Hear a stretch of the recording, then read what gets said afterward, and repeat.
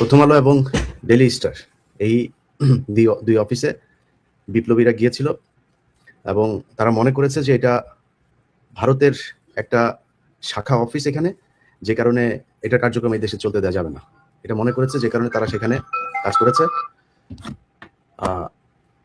স্বরাষ্ট্র উপদেষ্টা এই শুয়োরের বাচ্চা কিছুক্ষণ আগে আইজিপিকে নির্দেশ দিয়েছেন। শুয়োরের বাচ্চা বলেছেন যে খুব দ্রুত প্রথম আলো এবং ডেইলি স্টারের এখানে কি হয়েছে এটা তাড়াতাড়ি এদেরকে সেভ দেওয়ার জন্য। এই শুয়োরের বাচ্চাদের মাগিদের সাথে আকাম কুকামের ভিডিও থাকে, ওদেরকে দিয়ে যা মনে চায় তাই বানানো যায়, যে কারণে এদেরকে দিয়ে এগুলো করা যায়, এগুলো করানো হচ্ছে। তো পুলিশকে বলবো, কোনো শুয়োরের বাচ্চা, কোনো পুলিশের কোনো শুয়োরের বাচ্চা যদি নাকি তোরা আমাদের কোনো পোলাপানের গায়ে যদি মিনিমাম টাচ করার চেষ্টা করি, সবকারে ইন্ডিভিজুয়ালি দেখা হবে। কোনো শুয়োরের বাচ্চারা কোনো জায়গায় কোনো জনের ডিসি, এডিসি, এসপি, এই পুলিশের ওসি, কোনো শুয়োরের বাচ্চারা শান্তিতে থাকতে দিব না। তারপরের দিন থেকে ওটার পিছনে লাগা হবে, যখন যেখানে যেটা পাওয়া যাবে, যেটা বের করা যাবে সেটা করা হবে। সো খুব সাবধানে, এদের গায়ে, এরা এই দেশের বিপ্লবী, এদের কারণে তোরা এখানে এই ঢাকা শহরে ডিসি হয়েছিস, তোরা ছিলি খাগড়াছড়ি, বান্দরবান, সিরাজগঞ্জ, সিআইডি, এসবিতে নিয়ে বসায় রাখা হয়েছিল, এদের কারণে তোরা ঢাকাতে আসতে পারছিস। অতএব খুব সাবধানে করতে হবে।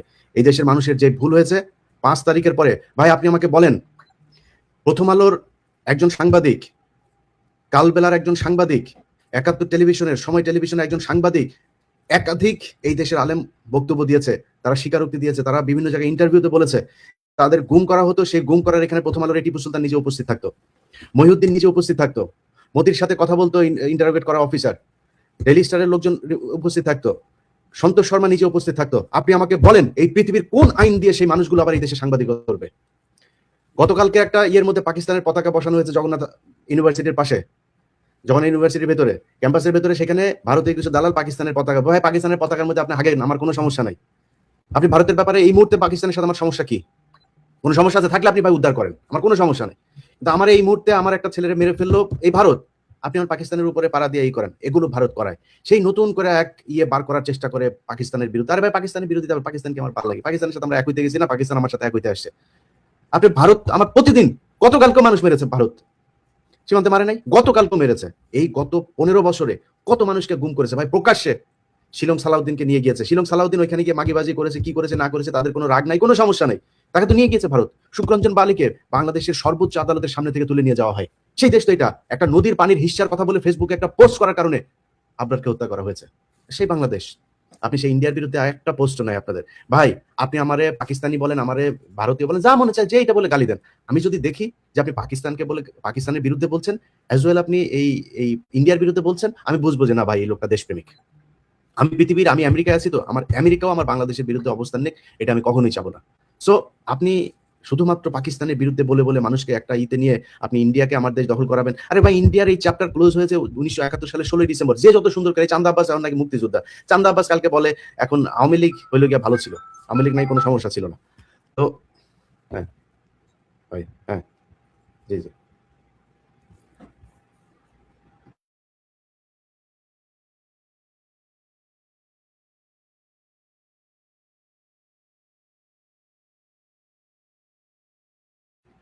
ওকে ওকে। প্রথম আলো ডেইলি স্টার অফিসের সামনে সেনাবাহিনীর আর বিজেপির খানকির ছেলেদের এনে বসাইছে। খানকির ছেলেরা বাংলাদেশে বর্ডারে জুলাইতে পারে না, বাংলাদেশে ওদের ওদের মেয়েদেরকে লাগাই দিয়ে গেছে এই ইন্ডিয়ান লোকজন। পিলখানায় তো সেনাবাহিনীর অনেক অফিসারে লাগাইছে না, লাগাই দিয়ে গেছে না। সালাম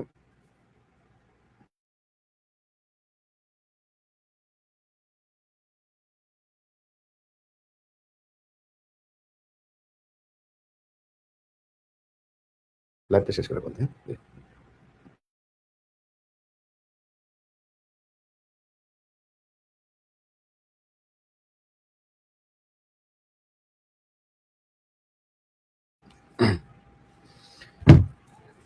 ঈদ মোবারক জানাইতে ফোন করছিল বিশেষ একজন, যাই হোক। তো এখন এই 15 বছরে এরা আমার দেশের মানুষকে মানে নিজে উপস্থিত থেকে ভারতীয় হাইকমিশনার ইয়েকে দিয়ে বসায়, একসাথে বসায়, তারা এই সিটিটিসিতে বসা মিটিং করে, মিছিল করে। তারা এই দেশে সাংবাদিকতা করবে? এটা সাংবাদিকতা? এটার নাম সাংবাদিকতা? তারা এই যে গতকালকে প্রথম আলো নিউজ করেছে জগন্নাথের এটা নিয়ে, পাকিস্তানের সাথে আমাদের ঝামেলা শেষ হয়ে গেছে, আমাদের সমঝোতা হয়ে গেছে, কি যেন একটা শিরোনাম করেছে। হ্যাঁ হয়েছে তো, পাকিস্তানের সাথে কি চান আপনি, আর করেন, সমস্যা নাই, কিন্তু আপনি ভারতের ব্যাপারে এত উদার কেন? বিবিসির এই দালালরা, এরা নাকি বালের ইন্টারন্যাশনাল তোদের তোদের কোত্থেকে টাকা আসে, তোরা তোরা মানে বিবিসি কেন প্রতিষ্ঠা হয়েছে এগুলো তো আমরা জানি। বাংলাদেশে তোরা আমাদের বিশাল আকারের তাহলে গরিব দেশ, আমরা এখানে যা বিবিসি নাম শুনে সবাই পাগল হয়ে যায়। তো ওনারা করেছে, ওনারা আপনার নিউজ করেছে গত 15 বছরে হাসিনারে নিয়ে কোনো কিছু তারা পায় নাই, কিচ্ছু পায় নাই তারা। এখন তারা নিউজ করছে ইদানিং আবার খুব পাকিস্তানের বিরুদ্ধে, ইন্ডিয়ার পক্ষে। তারা হাদিরে নিয়ে একটা নিউজ, হাদি মাদ্রাসায় পড়তো, হাদি বিভিন্ন ধরনের হিজবুত তাহরিরের সাথেও নাকি হাদির নাকি ইয়ের কথা শোনা যায়, বিবিসি ইয়ে পায়। বিবিসি বালদিয়া জিগায় কেউ বাংলাদেশে। তো এগুলো হচ্ছে কি আমাদের দেশের এই সাংবাদিকরা সাংবাদিকতা করেছে গেল 15 বছর ধরে, তারা এখন সাংবাদিকতা করবে, আবার একই রকম সাংবাদিকতা করবে। বসুন্ধরা গ্রুপের এই, ওর নাম কি, হায়দার আলী আওয়ামী লীগের লোকজনদের গুছিয়ে গুছিয়ে বেছে নিয়ে যায়, তারপরে তার টকশোতে বসায়। এই নিকোল আওয়ামী লীগের খাটযোদ্ধা ছিল, মন্ত্রীদের সাথে শুইতো, টাকা নিত, প্লট নিত, বিভিন্ন কিছু, 3-4টা প্লট আছে তার।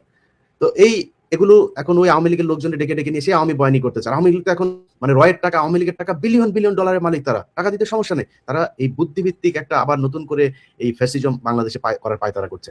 এটা করতে দেওয়া যাবে না। এই দেশের মানুষ যদি আসলে স্বাধীনতা চায়, তাহলে আমাদের শত্রু পাকিস্তানের বিরুদ্ধে দাঁড়ান, আমাদের শত্রু ভারতের বিরুদ্ধে দাঁড়াইতে হবে। যদি সেটা দাঁড়াইতে না পারেন, যে 71-এর পাল্টাল নিয়ে গান টান গায়ে ভাই লাভ নাই। এই দেশে এই জামাত ইসলাম 1952 সালে ভাষা আন্দোলন পর্যন্ত ছিল, তারপরে ছিল না কেন? 69 পর্যন্ত জামাত ইসলাম, নিজামী ইসলাম সবাই ছিল। ড্যাক পর্যন্ত জামাত ইসলাম ছিল, ড্যাক নাম শুনেছেন? ড্যাকে পর্যন্ত ওই 68 সালের তখন পর্যন্ত ছিল। হঠাৎ করে এসে তারা মোচড় দিল কেন? এটা বুঝতে হবে যে 71-এর 16 ডিসেম্বরে কিভাবে আমাদের কাছ থেকে বিজয়টা নিয়ে নেওয়া হয়েছে, এই জিনিসগুলো হয়েছে। ভাই স্বাধীনতা চান, আপনি বিজয় দিবস পালন করবেন, আমি করতে চাই। আপনার চাইতে আমি অনেক বেশি স্বাধীন আছি, আপনি স্বাধীন। আরে ভাই 15 বছর 20 বছর বিদেশে বসে কামলা দেন, এটার নাম স্বাধীনতা? আপনি ঢাকা মেডিকেলে যান একটা ট্রিটমেন্ট নিতে, বড় লোকেরা সব এয়ার অ্যাম্বুলেন্সে নিয়ে যায়, তারপরে ট্রিটমেন্টে যায়। আপনি ট্রিটমেন্ট নিতে পারেন? আপনার লাথি দিয়া ফেলায় রাখা হয় মেজের ভিতরে, 2 দিন পরে ডাক্তার আসলো না নাই, মারা যাবেন না বাঁচবেন, এটা নিয়ে সরকারের কোনো কিছু নেই। এটার নাম স্বাধীনতা? কে স্বাধীন আছেন আমারে বলেন? সীমান্তে যান, আপনি কি কোনো আর্মস নিয়ে গিয়েছিলেন? আপনারা ধরে তারপরে গুলি করে মেরে ফেলো কেন? কিসের জন্য? এটা নাম স্বাধীনতা বলে? এটা স্বাধীন দেশ? কোন স্বাধীন দেশের পৃথিবীর ইতিহাসে কোথাও কোন দেশে এইভাবে সীমান্তে গুলি করে মারে পৃথিবীর কোন দেশ দেখাইতে পারবেন আপনি? মেরে ফেলছে। আমার দেশের খুনিরা বর্ডার পার হইলে সেই দেশে যায়, সেই দেশে গেলে তারা সর্বোচ্চ সুযোগ সুবিধা দিয়ে তারপরে রাখে। এটার নাম আমার স্বাধীনতা? এই স্বাধীনতা ভোগ করছেন, বিজয় দিবস পালন ভোগ করতে চান?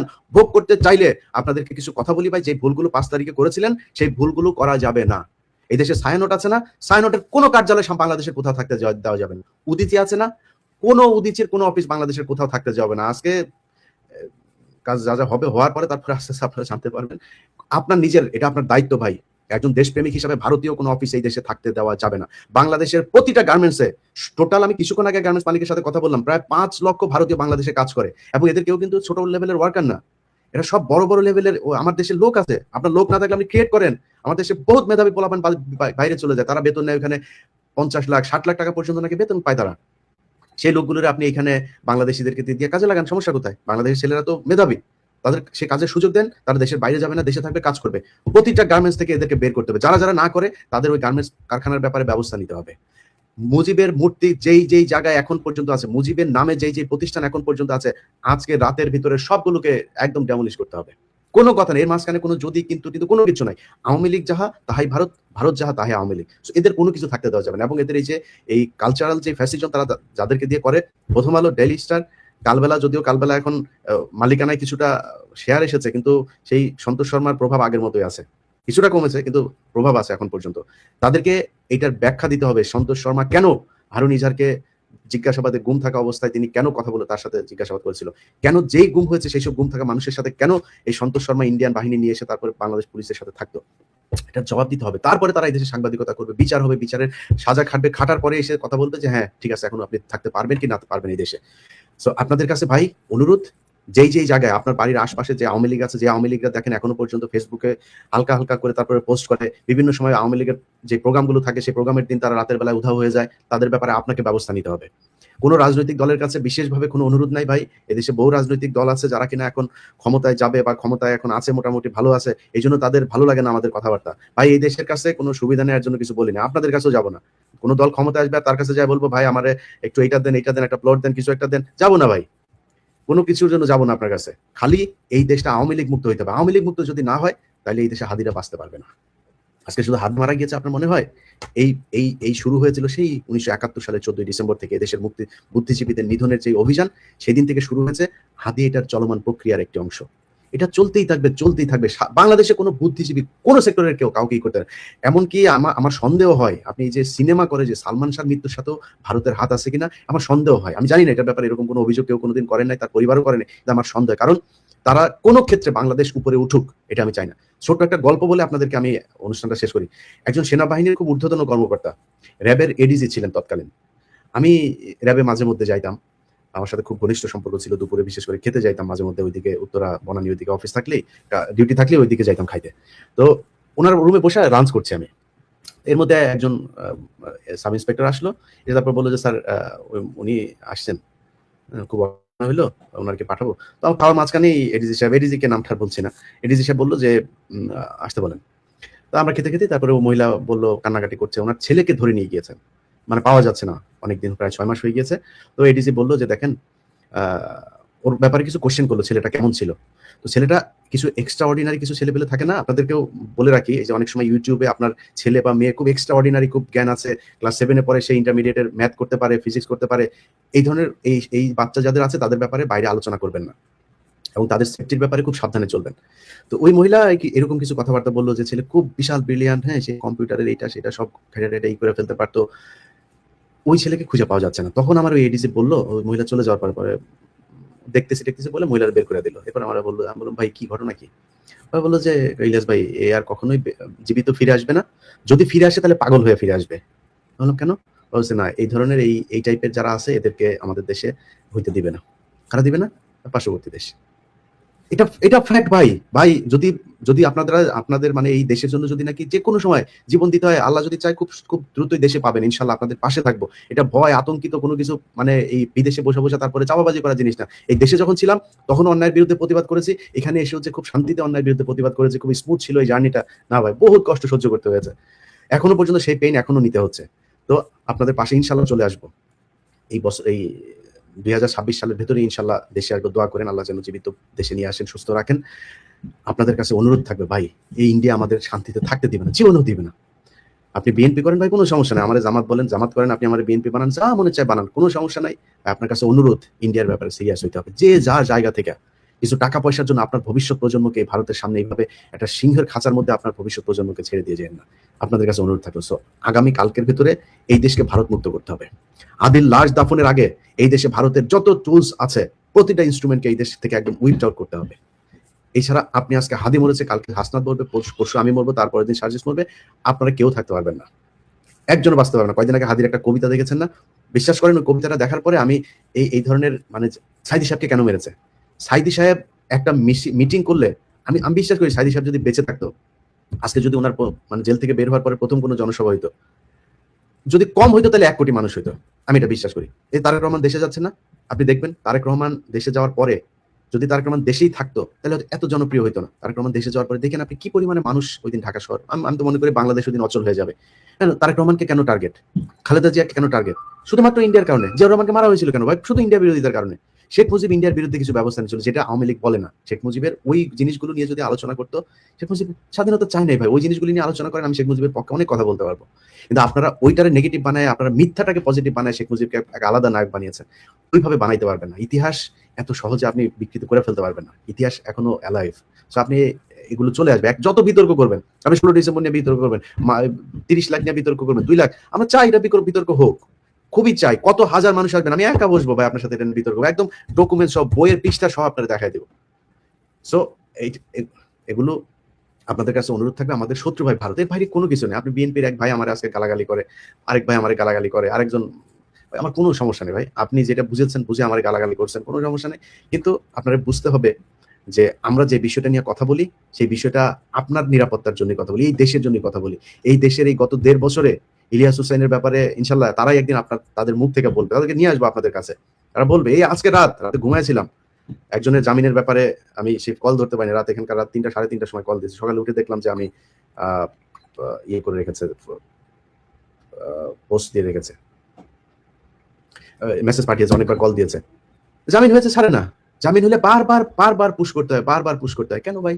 জামিন হলে আপনার সমস্যা কোথায়? সেই সন্ত্রাস দমন আইন, সেই সন্ত্রাস বিরোধী আইন, সেই আইনে আটক করেছে 2009 সালে, 10 সালের আটকে তারা এখন পর্যন্ত জেলখানায় আছে। এদের বাঁচাইতে হবে। বিডিআর এর যে লোকগুলি এখন পর্যন্ত জেলখানায় আছে, বিডিআর কমিশন রিপোর্ট দিয়েছে না, রিপোর্ট অনুযায়ী আপনি অ্যাকশন নিচ্ছেন না কেন? নিবেন না। নিতে হইলে ভারত মুক্ত হইতে হবে আমাদের সব জায়গায় ভাই, যেখানে হাত দেন। আমি খুব ছোট ক্ষুদ্র একটা মানুষ ভাই, আমার জ্ঞানে যতটুকু আল্লাহ জানি না কেন বুঝাইছেন, কি কারণে আমার এই রক্তের মধ্যে এটা ঢুকেছে আমি বলতে পারবো না ভাই, কিন্তু আমি এইটা বুঝছি যে ইন্ডিয়া আমার সব সমস্যার মূল কারণ। তারা আমাদের সরাইতে হবে, এটা ছাড়া আমার দেশের মুক্তির কোনো রাস্তা নেই, কেউ বাঁচতে পারবে না, দেশপ্রেমিক কোনো মানুষ এই দেশে বাঁচতে পারবে না যদি ইন্ডিয়ার এই এদেরকে। সো উদিচি, সায়ানট, প্রথম আলো, ডেইলি স্টার, এগুলো প্রথম আলো ডেইলি স্টারের মোটামুটি একটা সাইজ হয়েছে। আচ্ছা, ওই আমি একটা একটা প্রতিষ্ঠানের নামটা মনে করতে পারছি না, যেটা কিনা আপনার ওই যে মানিক মিয়া এভিনিউতে 2004 সালের সময় বসেছিল। আর একটা এনজিও আছে, যে এটা হচ্ছে ইন্ডিয়ান এনজিও। সো এই এদের এদের ভাই কোনো কিছু থাকতে পারে না, মুজিবের কোনো কিছু থাকতে পারবে না, মুজিবের নামের কোনো কিছু থাকতে পারবে না, সব আল্লাহর ওয়াস্তে আজকে রাত আর কালকের ভেতরে শেষ করবেন। আল্লাহ হাফিজ।